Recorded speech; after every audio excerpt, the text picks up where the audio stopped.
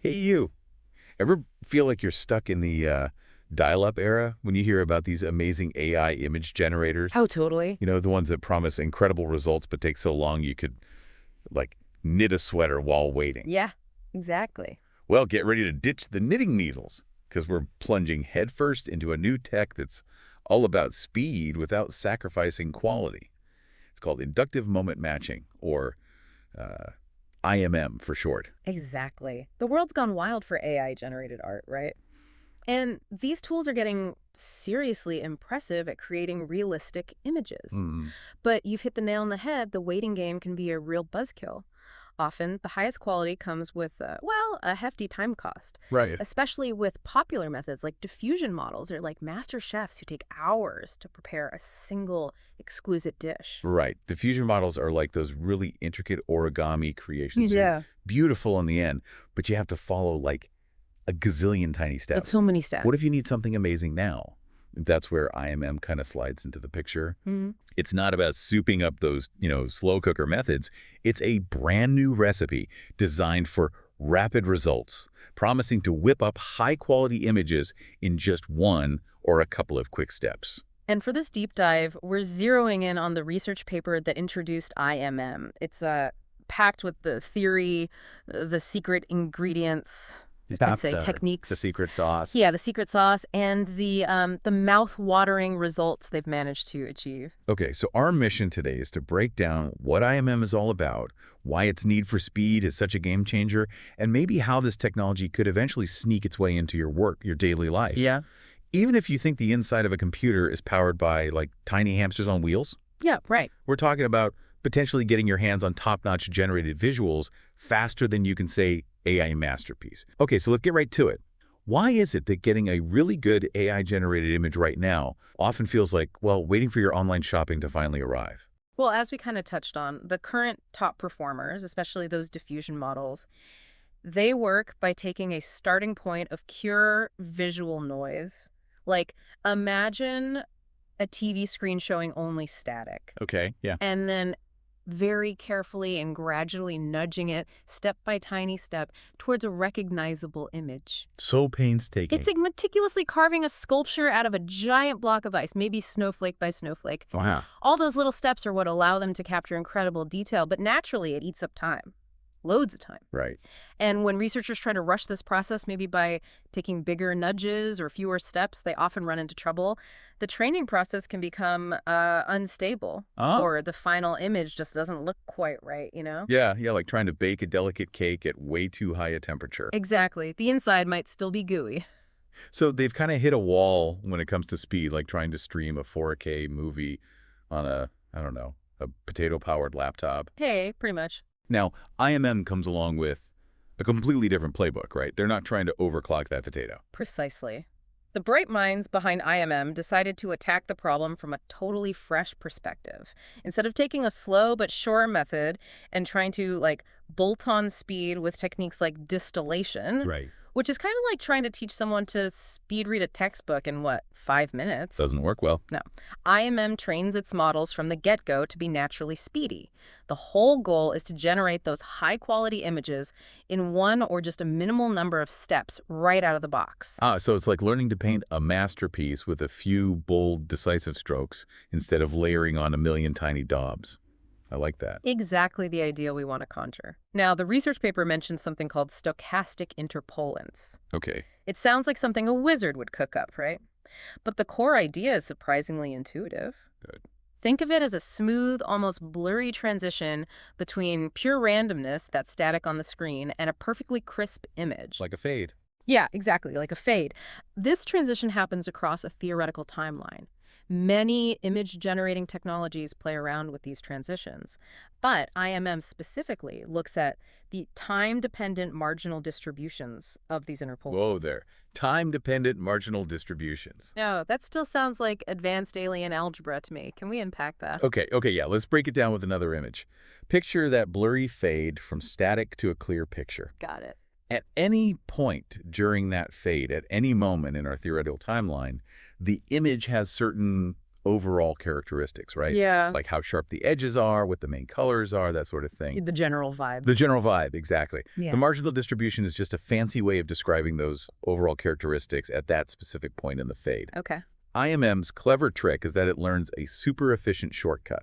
Instead of carefully following the entire blur to sharp path step by step, it learns how to take a giant leap from a very blurry stage almost directly to a crystal clear image state. A leap. All in one or just a tiny handful of steps. So it's like having a GPS that not only shows you the start, total blur, and the finish line, perfect picture, but also has a secret like warp drive button that gets you there in a flash. Yes. Instead of driving through all the scenic and very slow routes in between. That's a fantastic analogy. Perfect. And the immediate payoffs with IMM are that the training process is really stable. It's less likely to crash or give you bizarre results during learning. That's huge. Yeah. And it's designed from the ground up to generate images in just a step or two. No need to add any speed boosters later on. Stable training and practically instant images. That does sound like the holy grail for anyone who's ever waited impatiently for an AI to deliver the goods. It really could be. So how does IMM actually pull off this speed trick? What's the magic behind the curtain? The core magic trick is learning a direct transformation. Imagine you have a snapshot of that noisy, almost image at a particular moment in its evolution towards clarity. IMM learns a mathematical function that can directly convert the overall statistical look of that noisy snapshot. The vibe, yeah, into the overall statistical look of a much sharper image from an earlier moment in that evolution.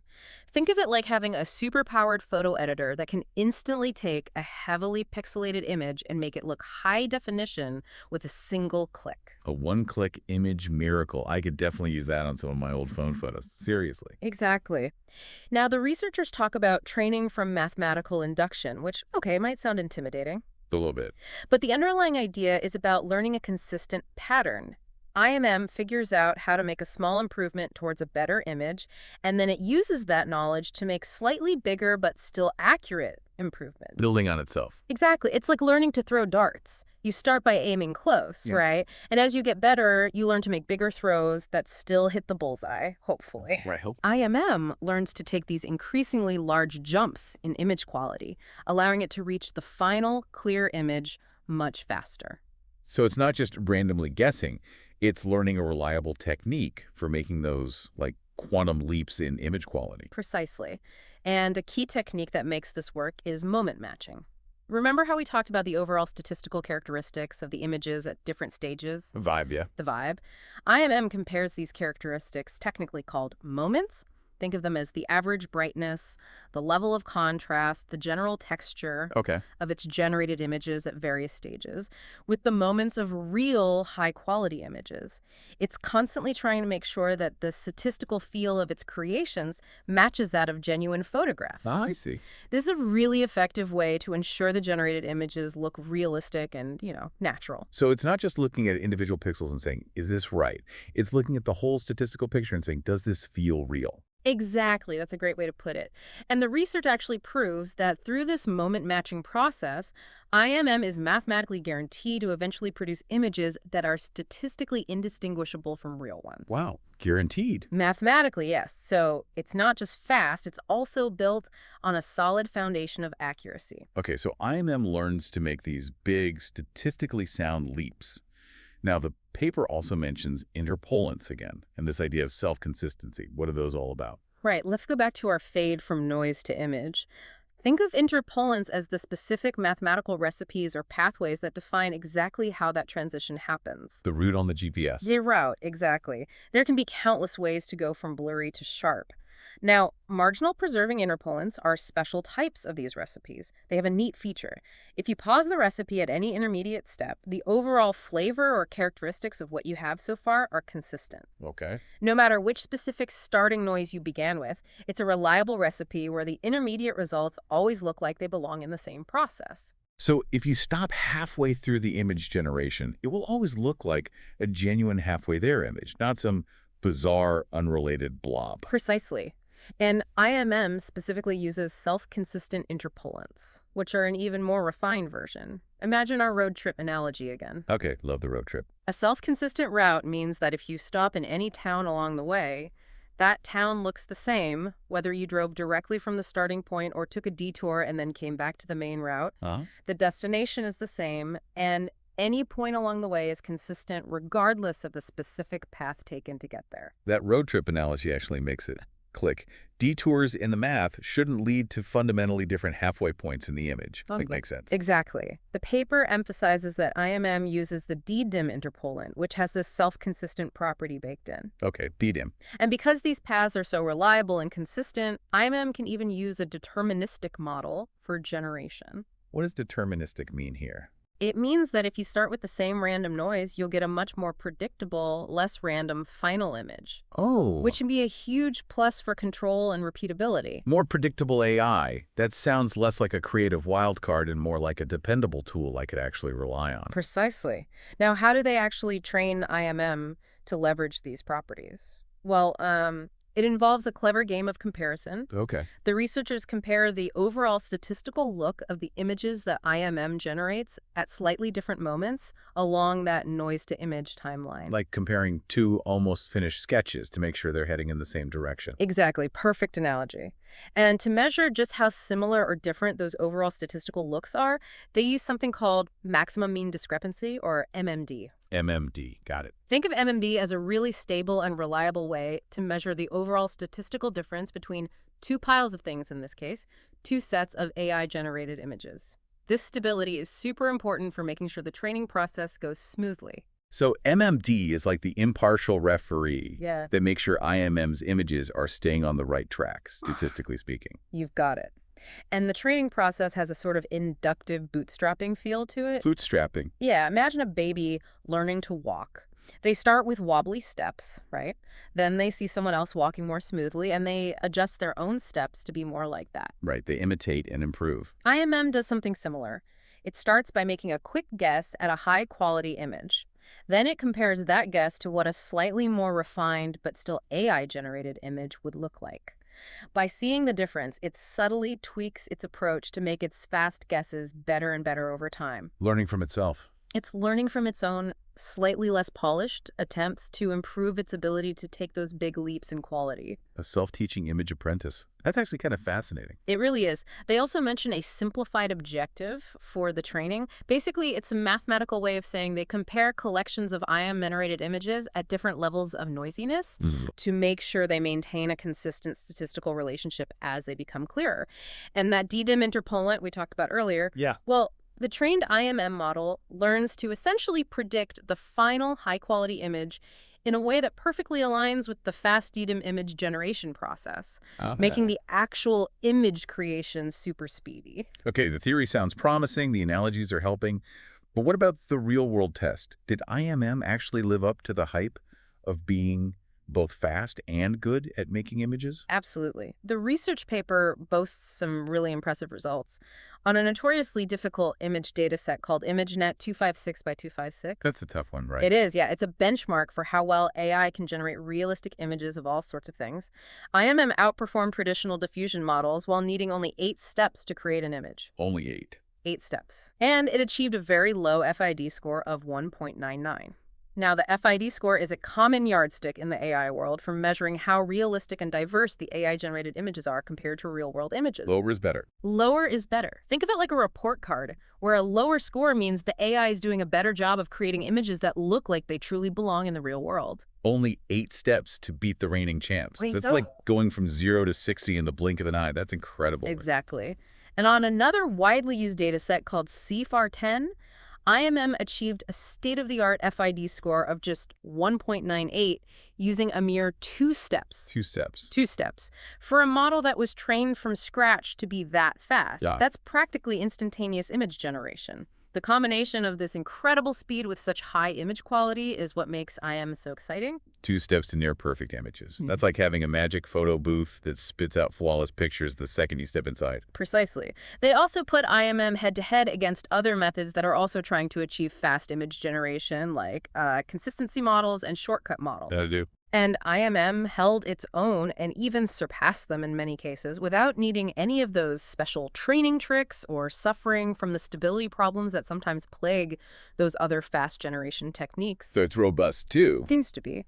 Plus, the researchers found that if you give IMM just a few more steps, say 4-8 instead of 2, the image quality can improve even further, giving you a nice trade-off between speed and ultimate image perfection.